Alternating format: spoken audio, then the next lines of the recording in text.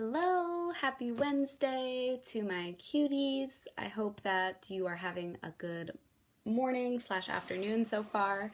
And yesterday I sent a video reading 2 chapters of Tales of Despereaux. So we are on chapter 27 now. So if you missed yesterday's video, make sure that you go back and get the link that I sent via email before we dive into today's. So remember that spring break work is the morning work packet. I have some notes on my hand. Morning work packet, 6 pages of math ready, and continuing to read for 30 minutes, something that you love and enjoy. So again, I haven't gotten any pictures of any students reading. So if you are reading, please send me pictures. Oh, and one more thing, please practice your math facts. Okay? All right, get cozy, comfy. I'm going to read 2 chapters for you from Tales of Despereaux. Remember, we're in book number 3, Despereaux.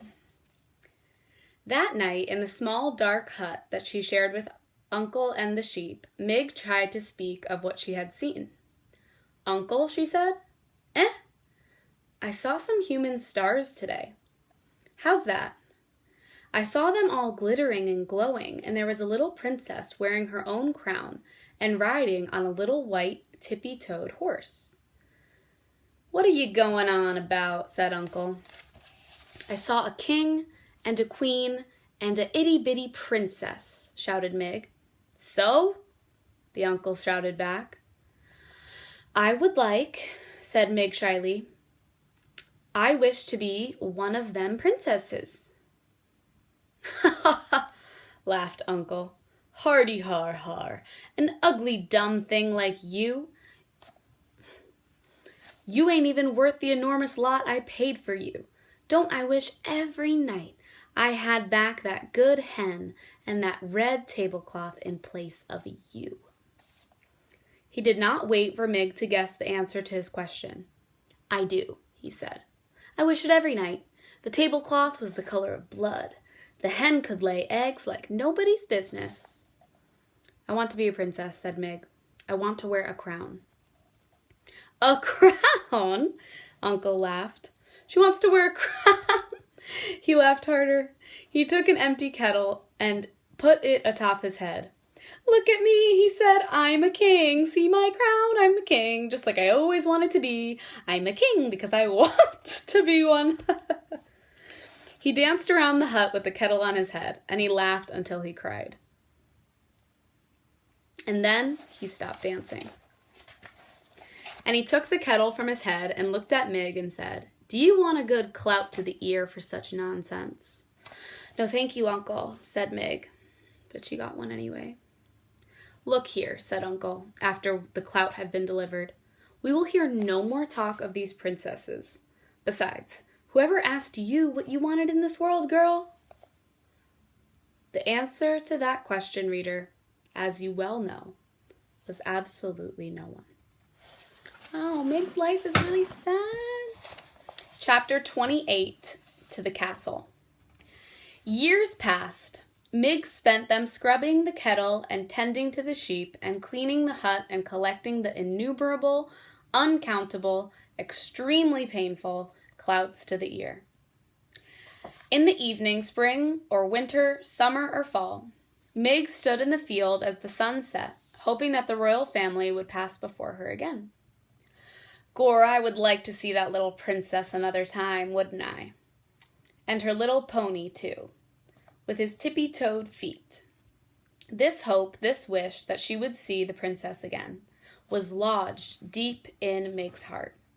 Lodged firmly right next to it was the hope that she, Despereaux, could someday become a princess herself. The first of Mig's wishes was granted in a roundabout way when King Philip outlawed soup. The king's men were sent out to deliver the grim news and collect from the people of the kingdom of Dor their kettles, their spoons, and their bowls. Reader, you know exactly how and why this law came to pass, so you should not be surprised, as Uncle was. One Sunday, a soldier of the king knocked on the door of the hut that Mig and Uncle and the sheep shared and announced that soup was against the law. So you remember why soup was against the law, right? because Roscoe fell in the queen's soup. She was so stunned that she died, right? And so now the king is angry and he's outlawing soup, making it illegal. How's that? Said Uncle. By royal order of King Philip, repeated the soldier. I am sent here to tell you that soup has been outlawed in the kingdom of Dor. You will, by order of the king, never again consume soup, nor will you think of it, talk about it, and I, as one of the king's loyal servants, am here to take from you spoons, your kettle, and your bowls. But that can't be, said Uncle. Nevertheless, it is. What will we eat, and what will we eat it with? Cake, suggested another soldier, with a fork. And wouldn't that be lovely, said Uncle, if we could afford to eat cake? The soldier shrugged. I'm only doing my duty. Please hand over your spoons, your bowls, and your kettle. Uncle grabbed hold of his beard. He let go of his beard and grabbed the hair on his head. Unbelievable, he shouted. I suppose next the king will be wanting my sheep and my girl, seeing as those are the only two possessions I have left. Do you own a girl? Said the soldier. I do, a worthless one, but still she is mine. Ah, said the soldier, I'm afraid that's against the law too. No human may own another human in the kingdom of Dor. But I paid for her fair and square, with the good laying hen and a handful of cigarettes and the blood-tabled red cloth.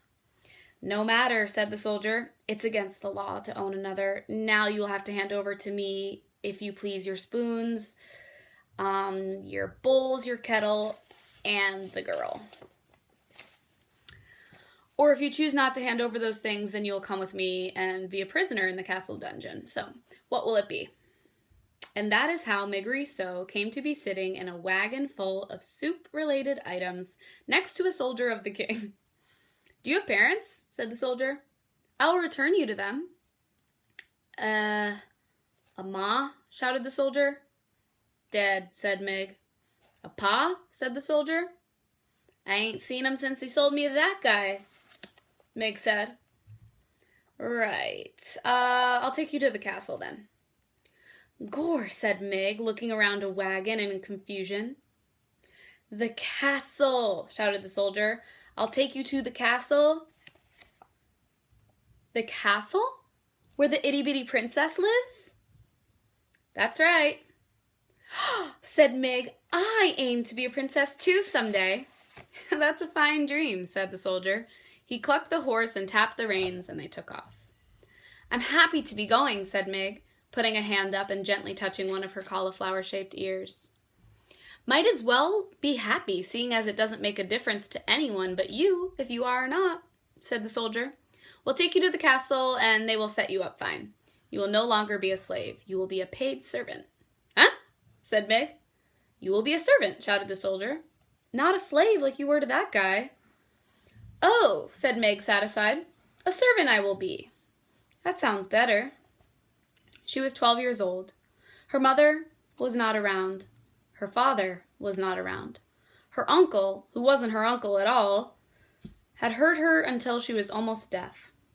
And she wanted more than anything in the world to be a little princess wearing a golden crown and riding a high-stepping white horse. Reader, do you think that's a terrible thing? To hope when there's really no reason to hope at all? Or is it, as the soldier said about happiness, something that you might as well just do, since in the end, it really makes no difference to anyone but you? Wow, this book is a little advanced, I would say. It has a lot of different emotions, so if you have any questions about anything, let me know. I feel like if we were together, we'd have to kind of get out an anchor chart and kind of track some of these emotions, track some of what's going on in the story. But it is a little bit dark, definitely much darker than when we started off the book in the beginning. There's a lot of pain in this story, and I feel quite badly for a lot of the different characters for a lot of different reasons. I feel like everyone is struggling with something, so it's very interesting. I hope that you are washing your hands. I hope you're eating delicious food. I hope that you are staying hydrated and getting lots of good sleep, and I also hope that you've been moving your body. If you need any suggestions, let me know. All right, love you guys.